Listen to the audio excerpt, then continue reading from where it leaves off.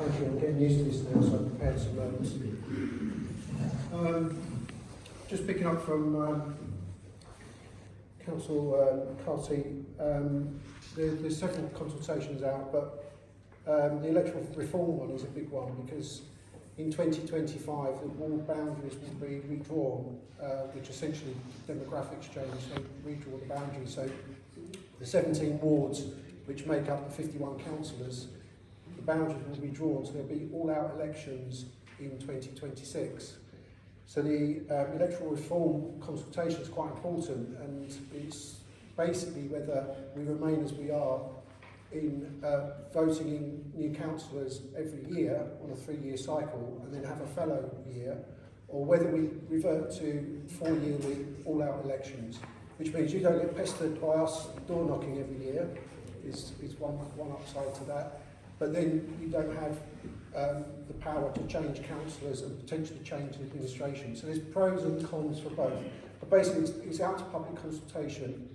It's a big one, it's really important because the decisions made at council will reflect the results of the consultation. So it's basically whether you, the public, would choose to have 4-yearly all-out elections where all 51 councillors are elected at the same time, and that can happen from 2026, or whether we remain on a yearly rota for 3 years with a fallow year.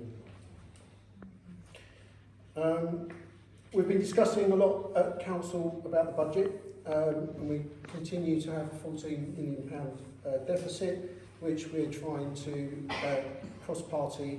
work cross-party to bring that down. The Green Party have been very proactive in advising council of our recommendations where we can save money, but also where we can generate revenue. Of course, everything's on the table in terms of cutting non-essential services, and I do pick up on the libraries here. Nothing's been decided, but they are reviewing library closures or restricting the services, perhaps closing libraries for 1 or 2 days a week. I think there can be savings elsewhere. The council for the last 15 years has run at a deficit every year, and the council have borrowed to make up that deficit. So I'm not sure exactly what's different now, but I do know that the annual interest is £1.8 million a year on our current debt. So it's not sustainable. So some difficult decisions to be made. Of course, Leigh Library is a jewel in the crown of Leigh Library Gardens. It's a hub, it's a centre of the community, and for me it's more than just a library, and it must be defended, its closure defended at all costs. The Cliff Parade lights has been a subject of much debate. I'm sure you're aware and frustrated at the lights at the bottom of Leigh Hill on Cliff Parade due to the badger sets.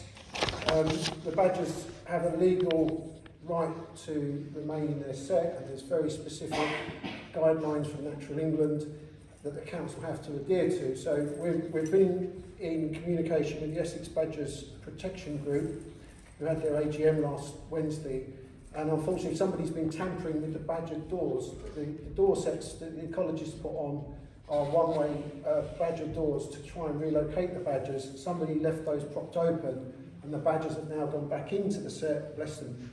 And so we're stuck with the lights, no work can continue. We're back, Southend Council's back to having to adhere to the legal protocol with regards to badger sets. So it's unlikely nothing, there's a very small window. As soon as the badgers go into hibernation, they're legally not allowed to be touched, and as soon as we get to springtime, the new badger cubs are being reared, and so there's only a short window in the summer, and that window is now passed. I attended the Southend Water Summit a couple of weeks ago with Anglia Water, and I'm glad to announce that they've pledged to invest £104 million directly into the Southend network for improvements, which is part of a multi-billion-pound regional investment. There's now going to be, and I've been pushing these demands at the last 2 or 3 Water Summit meetings, there's now going to be all-round testing now at Leigh Bell Wharf, because there is a direct sewage outlet pipe there. So you'll be pleased to know that testing won't just happen during bathing season, it will happen throughout the year. That's a good update. Another positive update is they're investing in better monitoring of sewage spills, and they're releasing a new, more up-to-date, reliable app in January, and we'll get real-time spill information on the app that will be more accurate than it's ever been before. Part of the problem is the sensors are currently not working properly, and sometimes there's false information on some of the websites. They've also invested £500,000 in a £2.1 million green infrastructure plan on the seafront, which is great. Pleased to announce the retrofit upgrade. There was a pilot project in Leigh, retrofitting a social housing unit, and I'm glad to hear that that's going to be rolled out to over 100 properties. I wasn't able to make that visit myself, I'm not sure any colleagues did, but it's a prototype flagship retrofit, so it's got air source heat pump and super insulated, airtight and what have you. So that will be excellent to see that rolled out across Southend.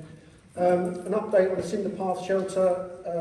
I've had a meeting and further correspondence with the head of estates, and there were legal issues, as you probably know, about the bankruptcy of the contractor. So they started the project a few years ago. They went bankrupt, but a lot of the materials that they had ordered were held by the liquidators whilst they went through the insolvency process, and that's what delayed the works commencing on that particular site. So the sea shelter on the Cinder Path will start this winter, I'm reliably informed. I'll be keeping a beady eye on it, and if anyone can update me on that, we should see work happening very shortly. The tree promotion was passed, and I'm glad to say it has been approved by Cabinet. So not only did it go through full council, it's now been approved by Cabinet. So we hope to set up a working party in the near future. And we planted 120 trees at Darlinghurst School in collaboration with Trust Links and Once Upon a Tree. And I'm pleased to announce that the pavement outside Natural Edge and around the bus stop on the Broadway is being repaired, as I was alerted by the ladies behind the counter at Natural Edge how many people actually tripped and fell on that pavement. It's absolutely ghastly when you actually look close at it. Never had to take chairs out to people that have fallen and cut their faces. So I'm glad the council highways team did go and inspect that, and I think the works have already been undertaken because they were considered an emergency. So that's good. So yeah, and we're meeting in the Sarah Moore afterwards. If anybody wants a beer, a chinwag, you know, not necessarily a beer, you can have a tonic or a lemonade. Please do come and join us. Thank you.